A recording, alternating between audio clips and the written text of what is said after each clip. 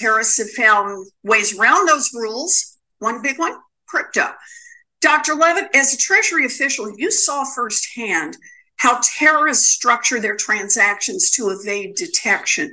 Do you think that government authorities know the full extent of all the crypto funds that Hamas and Islamic Jihad received over that time period?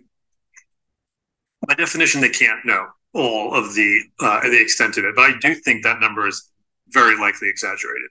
But the experts who follow this closely think that number is inflated.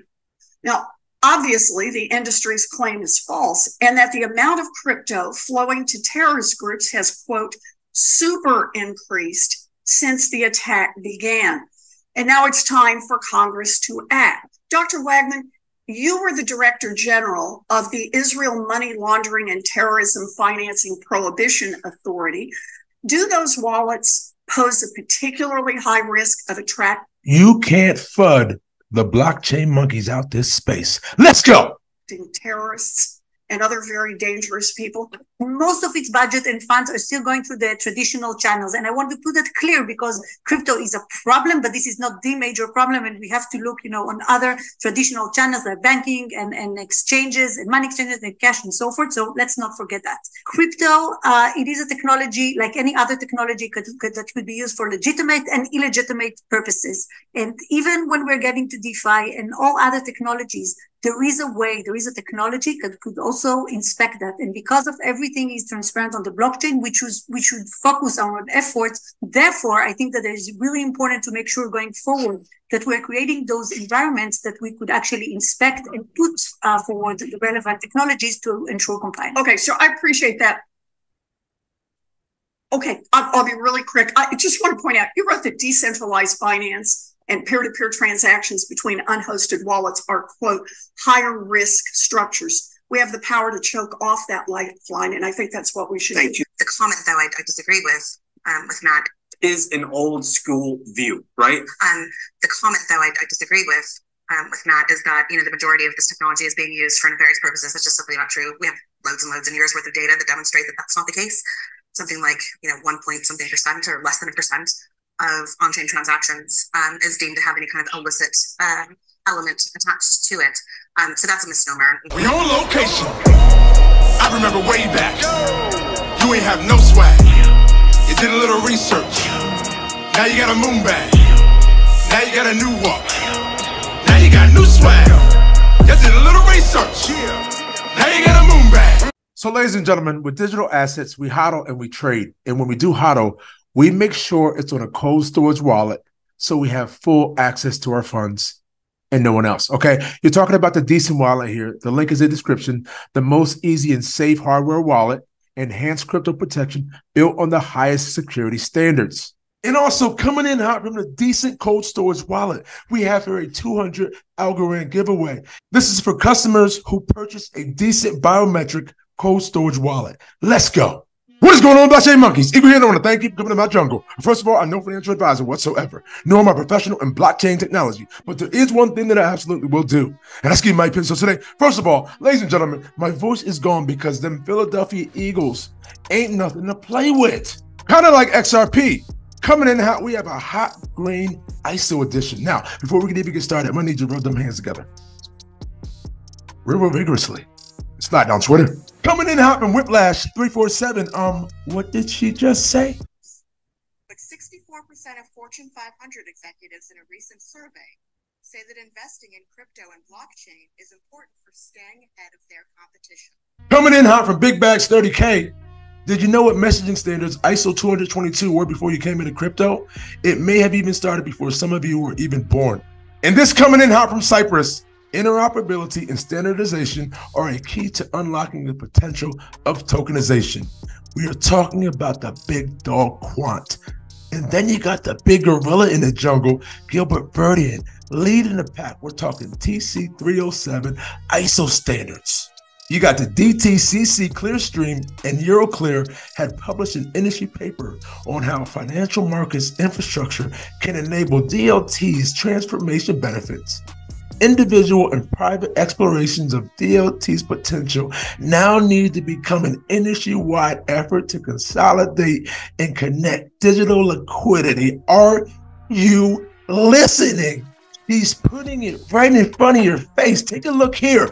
Encouraging innovation through interoperability and standardization. They're letting you know, okay? The financial world is rocketing towards a one filled with digital assets, as we can see as blockchain monkeys in this jungle, okay? If the correct tokenization solutions and frameworks are in place, you just gotta have a little patience, ladies and gentlemen. Come on. I know we're in a fast-paced world, but we gotta dial it down. What do you think the big dogs are doing? Okay? Such as control location services, custody and control frameworks, and most crucially, interoperability. The potential is huge. We know this. Pay attention. Trillions. Crypto is only the beginning. All the world's assets will be tokenized. This is bigger than most can even realize. And this is what the blockchain monkeys have been telling you since day one.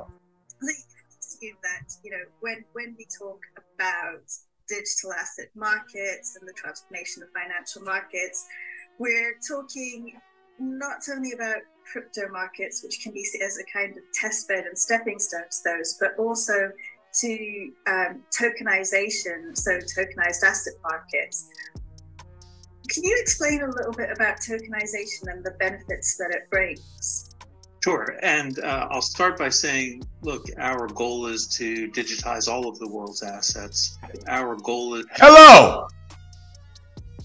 Knock, knock! Is to digitize all of the world's assets. Actually, what's even larger again is investable grade assets that currently aren't serviced by financial services at all. And there are any number of assessments as to what those things might be and how big it might be. We're in the region of $500 to $600 trillion worth of investable assets in the world that are just frankly currently unserviced by the traditional financial services markets. This chart won't be a surprise to anyone on the call today. It really tries to capture the mammoth size of the market opportunity, addressing more than 1,700 trillion in assets, which are likely to become digital. Can you just tell us a little bit about the numbers? Because you've quoted to me before some pretty large numbers. The ICC says there is a trade finance gap of 1.7 trillion worldwide, which is a pretty large number anyway, but you've quoted much bigger figures on working capital. Can you just explain what those figures are?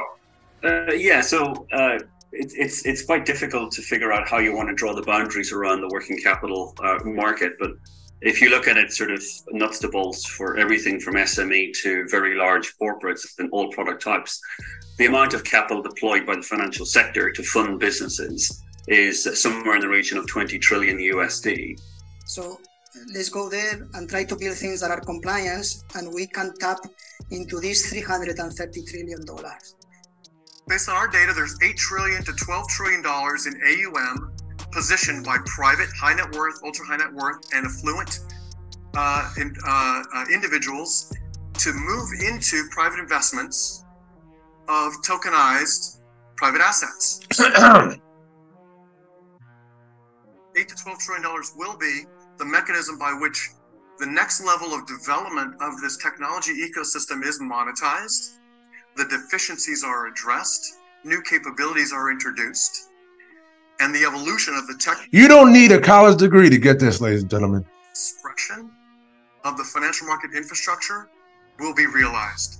If we think about the opportunity, how we get to beyond the 1 trillion, I would start with private asset space is a $290 trillion market around the world. That's bigger than publicly traded securities. And most of that digitization we think will happen on blockchain. So we see what people loosely refer to as cryptocurrencies as sort of, to your point, Jana, the first step in the evolution. But we expect, frankly, that all different types of assets will be quote unquote tokenized, by which we mean digital representations of those assets on blockchain will become a real thing. And so here we got Crypto Airy dropping you with some more XRP Ripple heat. there's great news coming out of SBI Japan, and this is their wholly owned division called SBI Remit, which also is an on-demand liquidity facilitator that uses the digital asset XRP. And so I wanted to touch on this article, ladies and gentlemen. We have here ISO 222, ISO TC307, and ISO TC307, a unified approach to DLC integration and financial infrastructure. And when speaking about these ISOs, it says here, these standards and committees are instruments in shaping the future of financial transactions and ensuring a globally accepted framework for interoperability. It starts off with the ISO 222, the backbone of modern financial messaging. So this is just crazy, okay? ISO 222 is known for its extensibility and adaptability, offering a common language for financial institutions to communicate regardless of their technology, infrastructure, or geographical location. And then we have here ISO TC307, the International Organization for Standardization Technical Committee. It is a dedicated committee responsible for setting standards within the financial services industry. And then we have here spearheading DLT standardization ISO TC307, which leads us to Quant. We actually created a new form of money. We were able to create a new form of escrow, a digital escrow. We saw firsthand participants like the Central Bank of Canada, Amazon, Barclays, MasterCard use this innovative escrow technology that we built to create new types of payments and new types of flows. What made Project Roslyn so successful was that it was very, very driven by end users. They engaged the API users and some big folks and some small folks early on and continuously throughout the project, and they still are doing. And that focus on what is it that end users want, why will they find it useful, actually is a massive contributor to project success, right? It means there's a reason for the project to happen, which is not the case with blockchain projects. And as you go further down the article, it says here, this unified approach aligns with the broader goals of a multitude of blockchain and DLT projects, including, but not limited to, Quant, QNT. Cause it's the standard in this bitch. XRP. I went to YouTube University, and now they mocking me with no degree. We saying by the swift, keep it walking. Respect your elders in these bushes. Bitcoin is talking. You don't have to be rich to be taking advantage of this. This was the beginning of the greatest transformation of wealth the world has ever fucking seen since World War II. Blockchain. Blockchain. We talking about an intellectual choo-choo train. It's DLT up in these streets, man. That's why we rip all on that blockchain.